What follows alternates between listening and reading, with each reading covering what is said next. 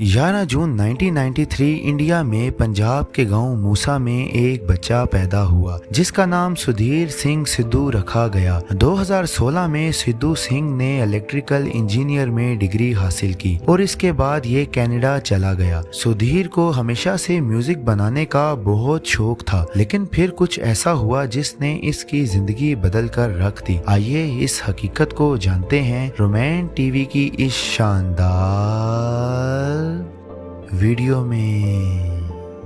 नाजरीन, कनाडा में आने के बाद सुधीर ने सिद्धू मूसेवाला के नाम से गाने लिखना और गाने गाना शुरू कर दिया था। इसका पहला गाना जी वैगन था, लेकिन 2017 में इसका गाना सुहाए बहुत ही मशहूर हो गया था। सुधीर दुनिया भर में कॉन्सर्ट्स भी करने लगा था, लेकिन यहाँ इस पर तनकीद भी होना शुरू हो गई थी। कुछ लोगों का कहना था कि सुधीर अपने गानों में गन्स और गैंग कल्चर को प्रमोट कर रहा है, लेकिन इन तमाम बातों के बावजूद इसके व्यूवर्स करोड़ों में आना शुरू हो गए थे और कुछ ही सालों में ये बहुत ही मशहूर हो गया था। 2020 में सुधीर ने खालिस्तान की तारीख को भी ज्वाइन किया और कुछ महीने पहले इंडियन पार्टी कांग्रेस को भी ज्वाइन कर लिया था, लेकिन ये इलेक्शन में तो हार गया था। लेकिन यहाँ से एक बात सामने आई कि सुधीर को काफी अरसे से धमकियां मिल रही थी। कई गैंगस्टर्स इससे पैसे बटोरना चाहते थे, इसीलिए इंडिया में पंजाब गवर्नमेंट ने सुधीर को बाकायदा तौर पर सिक्योरिटी दी हुई थी, जो कि इसकी मौत से सिर्फ एक दिन पहले हटा ली गई थी।